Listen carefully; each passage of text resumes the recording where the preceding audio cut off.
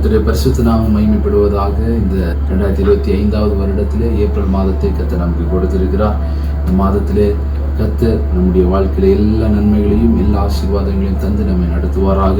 இந்த மாதத்திற்கென்று கர்த்தர் தருகிற கர்த்தருடைய வார்த்தை அப்போஸ்தலர் நடபடிகள் 2ஆம் அதிகாரம் 47வது வசனம்.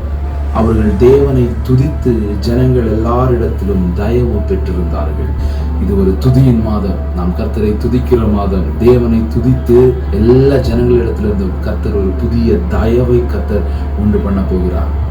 நம்முடைய வாழ்க்கை ஜனங்களிடத்துல தயவு பெற்றதாக இருக்க போகிறது. அதற்கு ஆண்டவர் நம்மிடத்தில் எதிர்பார்க்கிற ஒரே காரியம், கர்த்தரை துதியுங்கள், ஆண்டவரை மகிமைப்படுத்துங்கள். நம்முடைய தேவாதி தேவனை இந்த மாதத்தில் அதிகமாக துதிப்போம், கர்த்தருடைய நாமத்தை உயர்த்துவோம். அவர் நம்முடைய வாழ்க்கையில அற்புதங்களை செய்வார்.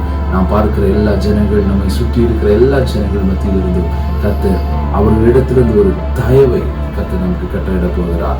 இந்த வசனத்தினாலே கர்த்தர் உங்களை ஆசீர்வதிப்பாராக. ஜெபிப்போம். எங்களை நேசிக்கிற நல்ல தகப்பனே, இந்த நல்ல நாளுக்காக ஸ்தோத்திரம். இந்த நல்ல மாதத்திற்காக உனக்கு நன்றி செலுத்துகிறோம். இந்த மாதத்திலே கர்த்தாவே நீர் தருகிற நல்ல வார்த்தைகளுக்காக உனக்கு ஸ்தோத்திரம். இந்த மாதத்தின் ஒவ்வொரு நாட்களும் ஒவ்வொருவருக்கும் ஆசீர்வாதமாக இருக்கட்டும். எல்லா தேவைகளும் சந்திக்கப்படட்டும்.